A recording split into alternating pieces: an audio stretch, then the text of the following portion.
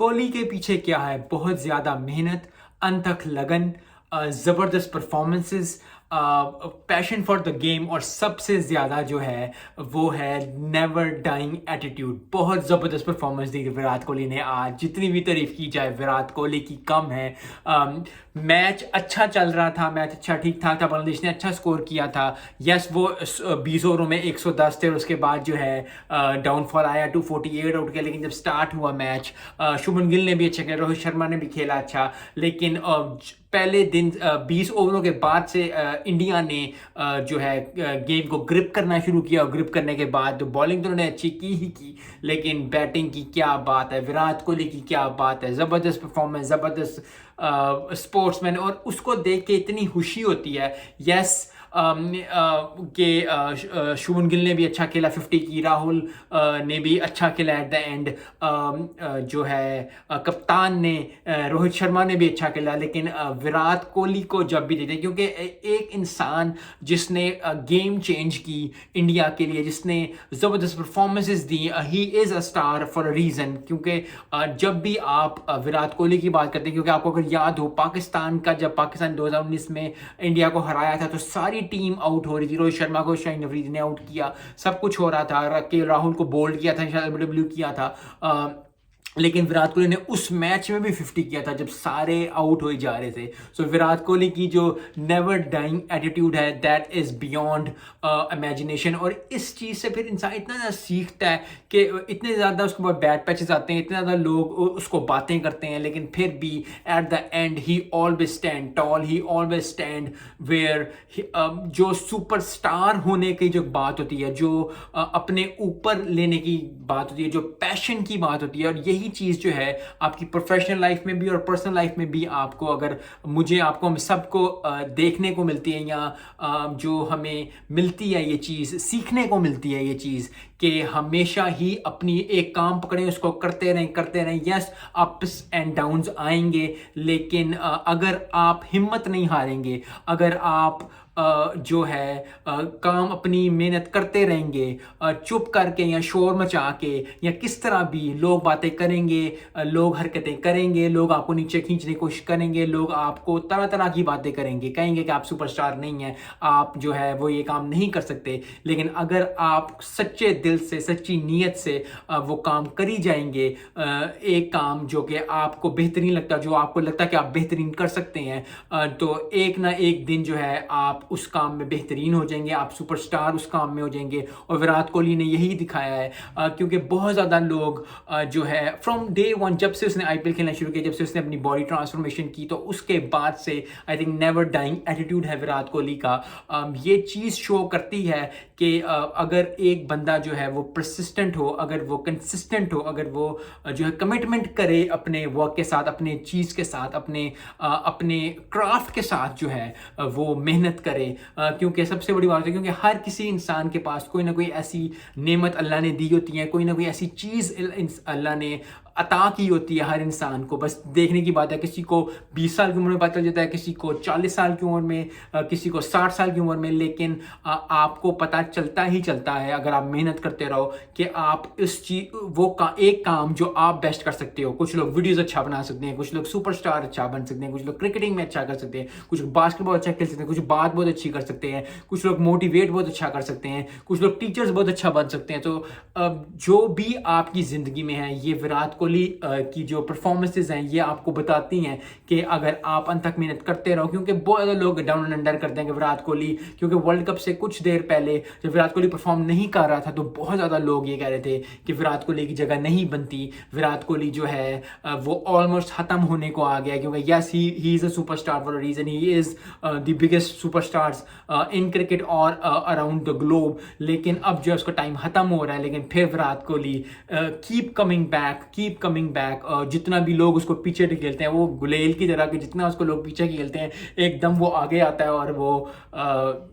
ज़बरदस्त परफॉर्मेंसेस देता है। आई थिंक आने वाले दिनों में भी उसकी परफॉर्मेंस जो है अच्छी होगी।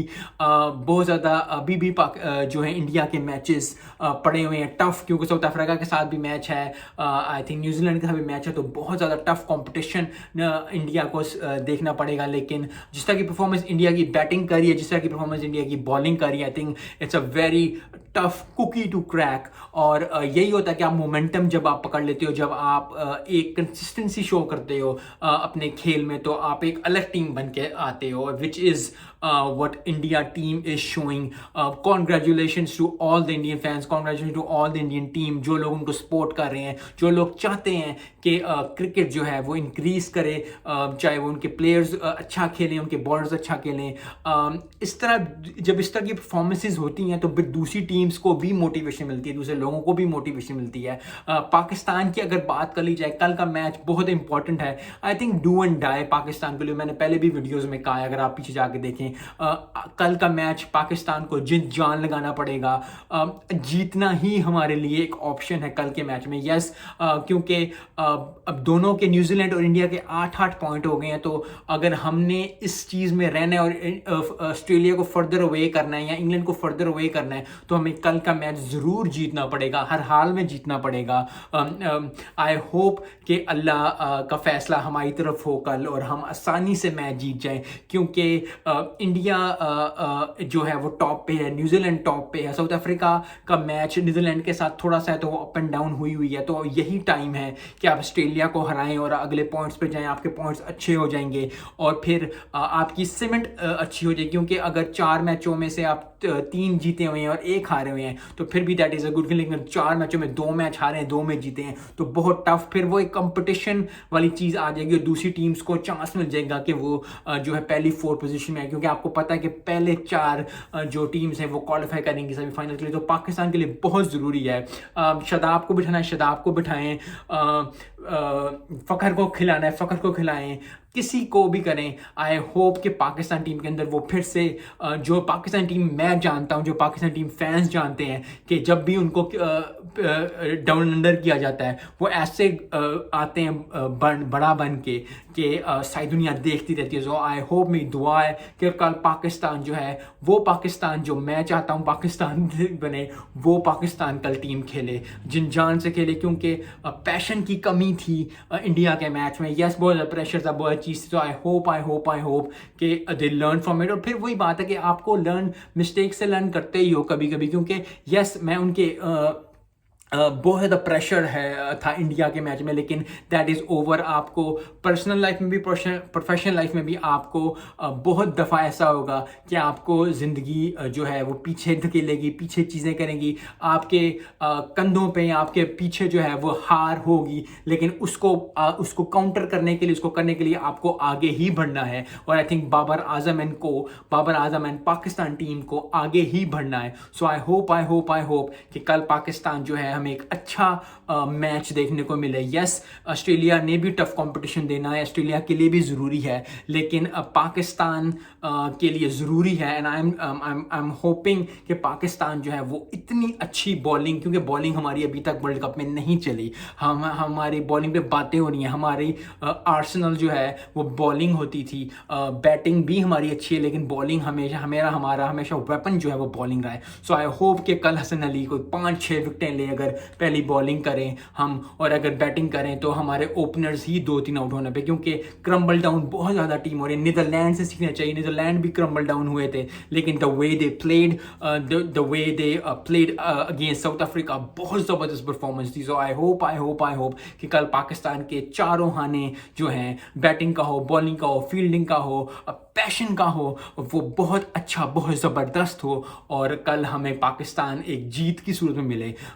और यही चीज़ हमें चाहिए कि पाकिस्तान जो है वो पहले 4 में रहे, हमेशा पहले 4 में रहे इस वर्ल्ड कप में, ताकि ईजी से जो है वो सेमीफाइनल में पहुंच सकें। क्योंकि पहला मोमेंटम हमारा सेमीफाइनल में पहुंचा, दूसरा जो है फाइनल में, तीसरा फाइनल जीतना। So I wish the best to Pakistan team. और एट द एंड फिर वही है कि Virat Kohli for a reason. Season दिल खुश किया आज उसने फिर एक दफ़ा। ज़बरदस्त परफॉर्मेंस, क्योंकि इस तरह के परफॉर्मेंस जब लोग करते हैं, जब इस तरह के आप स्पोर्ट्समैन को देखते हो कि वो इतना अच्छा परफॉर्म कर रहे हैं, इतना ज़बरदस्त परफॉर्म कर रहे हैं, तो फिर आपको अपनी ज़िंदगी में भी देख के मिलता है कि यार अगर ये बंदा इतना अच्छा परफॉर्म कर रहा है, यस उसको अपॉर्चुनिटीज़ मिली हैं, यस उसको चीज़ें हैं, उसके पास हर चीज़ है, लेकिन अगर हम अपनी ज़िंदगी में भी वो पैशन लेके आए, वो रिजिलियंस लेके आए जो विराट कोहली दिखाता है, चाहे आपकी जिम वाइज है, चाहे वो आपकी चाहे बिजनेस कर रहे हो, चाहे आप जॉब कर रहे हो, चाहे आप स्कूल में हो, अगर आप रिजिलियंस और वो डिटर्मिनेशन शो करोगे जो विराट कोहली शो करता है